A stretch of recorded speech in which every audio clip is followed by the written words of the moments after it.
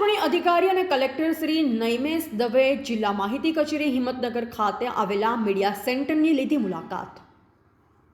સાબરકાંઠા જિલ્લામાં લોકસભા સામાન્ય ચૂંટણી 2024ના ઉપલક્ષ્યમાં યોજાનાર ચૂંટણી સંદર્ભે જિલ્લા માહિતી કચેરી હિંમતનગર ખાતે તૈયાર કરાયેલા મીડિયા સેન્ટરની જિલ્લા ચૂંટણી અધિકારી અને કલેક્ટર શ્રી નૈમેશ દવે મુલાકાત લીધી હતી. આ મુલાકાત દરમિયાન પત્રકાર મિત્રો સાથે સંવાદ સાધ્યો હતો. લોકસભા ચૂંટણી દરમિયાન જિલ્લાના મીડિયાના પ્રતિનિધિઓને રોજબરોજની ચૂંટણીલક્ષી વિગતો નિયમિત રીતે ઉપલબ્ધ કરાવવા માટે ચૂંટણી પંચના નિર્દેશ અન્વયે મીડિયા સેન્ટરનો પ્રારંભ કરાયો છે.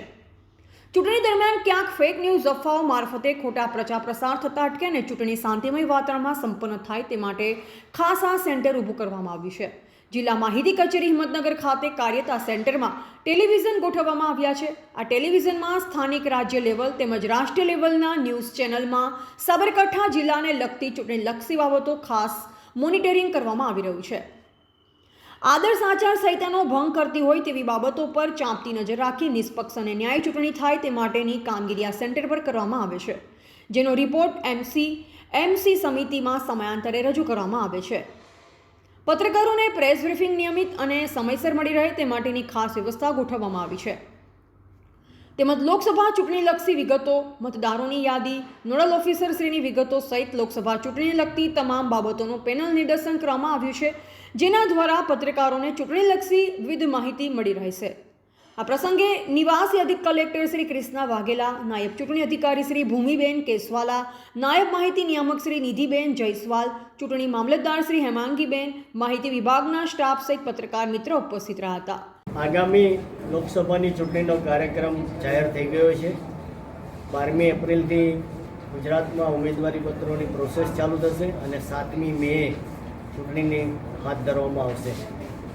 ચૂંટણી જાહેર થયા બાદ તુરત જ આપણે મીડિયા સેન્ટર તો કાર્યરત કરી દીધેલું હતું. આજે અમે મીડિયા સેન્ટરની મુલાકાતે આવેલા છીએ. મીડિયા સેન્ટર પર સૌ પત્રકાર મિત્રો અને પ્રિન્ટ મીડિયા, ઇલેક્ટ્રોનિક મીડિયાના મિત્રોને મળીને ખૂબ આનંદ થયો. આપણે જિલ્લામાં મુક્ત અને ન્યાયી ચૂંટણી યોજાય એ માટેના તમામ પ્રયત્નો કરશું. અમારી જિલ્લા મશીનરી અલગ અલગ રિવ્યૂ બેઠકો ચાલી રહી છે. ગઈકાલે અમે 19 નોડલ ઓફિસરોની મિટિંગ પણ અમે લીધી. આવતીકાલે અમે અમારા સાથે ARO સાથે પણ રિવ્યૂ બેઠક કરવાના છીએ. ટૂંક સમયમાં EVM ડિસ્ટ્રીબ્યુશનની કામગીરી કરવામાં આવશે. સાથે સ્ટાફ રેન્ડમાઇઝેશન કરી અને સ્ટાફની ફાળવણીની પણ કામગીરી કરવામાં આવશે. અલગ અલગ તબક્કાઓમાં જેમ કામગીરી થતી જશે એમ તમામ મિત્રોને જાણકારી પણ આપવામાં આવશે. હેલ્પલાઇન નંબર ચાલુ થઈ ગયેલા છે અને આપણે CVGIL કમ્પ્લેન્ટમાં પણ 10 કમ્પ્લેન્ટ આવી હતી. એ કમ્પ્લેન્ટ પણ આપણે એનો નિકાલ કરેલો છે. આપણે